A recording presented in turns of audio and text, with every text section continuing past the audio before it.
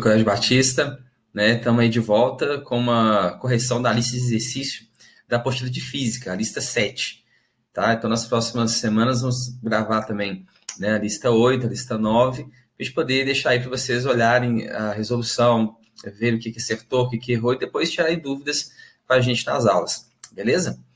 Então, eu queria mostrar para vocês, né, ainda uma continuação de eletrização e lei de Coulomb. Tá? Lembrando que a lei de Coulomb termina na lista 8 e depois vem a parte de campo elétrico, depois potencial elétrico, a gente vai trabalhar também, tá bom? Então vamos lá. Primeira questão, né? Dizer que a carga elétrica é quantizada significa que ela... O que é quantizar, né? Quantizar, gente, é dividir na menor parte possível, tá? Se você tem a menor parte possível, a partir daí, as outras quantidades são sempre múltiplas dessa menor parte. Nós sabemos que a carga elétrica ela é quantizada. Quando você pega, por exemplo, a menor carga elétrica possível é o elétron, né? Então, a gente tem o elétron, que tem a menor carga possível, que é de 1,6 vezes 10 a menos 19 coulombs. Nessa menor carga elétrica possível, ou também do próton, né? A única diferença do próton para o elétron é o sinal, né? Um é negativo, né? E o outro é positivo. Então, qualquer outro valor, né, de carga elétrica é um múltiplo desse número, beleza? Então, vamos ver aqui as alternativas. Olha, letra A, só pode ser positiva? Não, o elétron é negativo. Não pode ser criada nem destruída, né? Também não, porque isso aqui é uma outra questão, né, de energia, os outros conceitos que a gente utiliza na física, tá? E também no nosso curso de eletrostática, o elétron e o próton também são conservados, mas não é isso que é quantização. Pode ser isolada em qualquer quantidade, também isso não é quantização. Só pode existir como múltiplo de uma quantidade mínima definida, né? Então tá certo. Essa quantidade mínima é a carga do elétron ou a carga do próton. Tá? Então, por isso que a resposta aqui, letra D de dado. Pode ser positiva ou negativa? Pode, mas não é isso que é quantização. Tá? Então, quantização é você dividir na menor parte possível. A partir daí, né, as outras quantidades são múltiplas desse valor mínimo. Ok? Segunda questão. Uma esfera metálica tem carga elétrica negativa de valor igual a 3,2 vezes 10 a menos 4 coulombs, sendo a carga do elétron igual a 1,6 vezes 10 a menos 19 coulombs. Pode-se concluir que a esfera contém, né? Então, peraí, se ela está carregada negativamente, a primeira coisa que eu sei é que ela tem uma quantidade maior de elétrons do que prótons, né? Então, tem maior quantidade de elétrons do que prótons, o corpo está carregado negativamente. Beleza? Então, a gente pode usar uma equaçãozinha, nós estudamos, tá? Ou uma regra de 3, tanto faz, que a carga elétrica do corpo é igual a um múltiplo inteiro do valor de um elétron. Então, se eu quero saber quantos elétrons tem, que é esse N. Esse N é o número de cargas que eu tenho. Você vai pegar a carga do corpo e dividir pela carga do elétron. Então, substituindo, nós temos esses dois valores. Ó. A carga do corpo está aqui, 3,2 vezes 10 a menos 4. E nós temos a carga do elétron, 1,6 vezes 10 a menos 19 coulombs. Beleza? Então, Coulomb vai cortar com Coulomb, né? Vai dar um número de elétrons. 3,2 dividido por 1,6 dá 2. 10 a menos 4 dividido por 10 a menos 19. Esse 10 a menos 19 vai para cima como 10 a mais 19. Menos 4 com mais 19 vai dar 15. Então, esse corpo tem 2 vezes 10 a 15 elétrons. 2 vezes 10 a 15 elétrons. Então, resposta letra C. Então, vamos lá para a questão de número 3. Ok?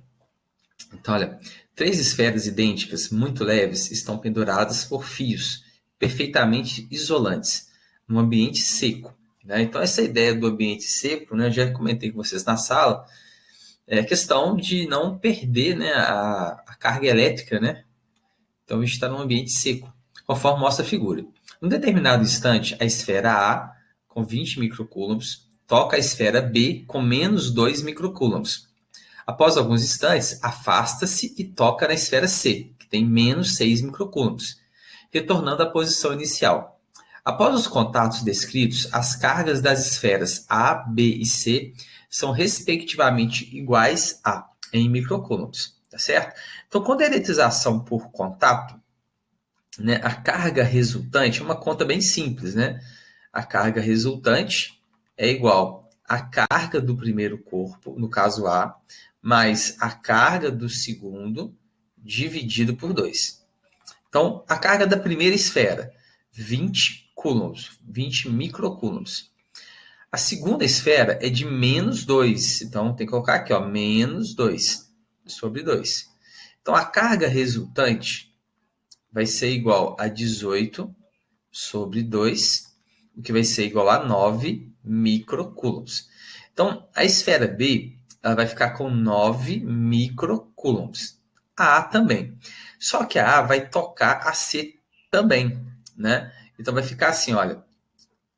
A carga resultante vai ser a carga do A, que sobrou, né? Aqui 9, mais a carga do C, sobre 2. Eletrização por contato.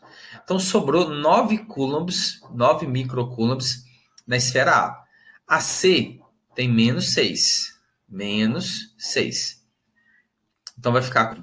Ele fala o seguinte. Campos eletrizados ocorrem naturalmente em nosso cotidiano. Um exemplo disso é o fato de algumas vezes levarmos pequenos choques elétricos ao encostarmos em automóveis. Ao fato de estarem os automóveis eletricamente carregados. Sobre a natureza dos corpos eletrizados ou neutros, considere as afirmações a seguir. Primeiro, se um corpo está eletrizado, então o número de cargas elétricas negativas e positivas não é o mesmo, né? Então, nesse caso está certo, né? O que é um corpo eletrizado? Então, é quando ele possui uma quantidade maior de carga positiva ou negativa. Então, não pode ser igual, tem que ser diferente, tá? Se o corpo tem cargas elétricas, então está eletrizado. Nem sempre. Porque se a quantidade de cargas positivas forem iguais às cargas negativas, tem que ser igual, o corpo está neutro, né? Então, não quer dizer que está eletrizado, não. Um corpo neutro é aquele que não tem carga elétrica. Gente, isso é impossível, né? Todo corpo tem carga elétrica. Então, isso aqui não pode, né? Não pode. Todo corpo tem carga elétrica. Ao serem atritados dois corpos neutros de materiais diferentes, tornam-se eletrizados com cargas opostas, devido ao princípio de conservação das cargas elétricas. É certíssimo.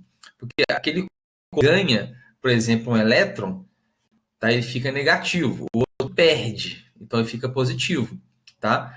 Então, se um perder 3 elétrons, o outro fica com 3 prótons sobrando. Então, cargas e sinais opostos de mesmo valor.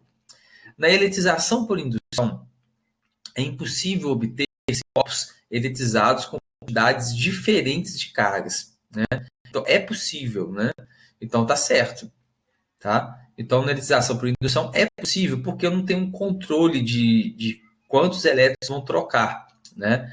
Lembrando que na indução é você aproximar um corpo eletrizado do outro, tá? E a gente não sabe quantas cargas vão ser trocadas, então pode ser que seja diferente, pode ser que seja igual, beleza? Então a resposta aqui, o item 1, o item 4 e o item 5.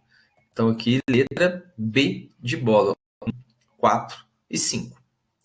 Na questão número 5, nós temos aqui 3 esferas, né? 3 esferas metálicas neutras, eletricamente isoladas no ambiente, estão encostadas umas nas outras, com seus centros alinhados. Carrega-se um dos extremos de um bastão de vidro positivamente. Então, aqui, ó, carregado, a extremidade positiva. Este extremo carregado, esse extremo carregado é aproximado a uma das esferas, ao longo da linha formada por seus centros.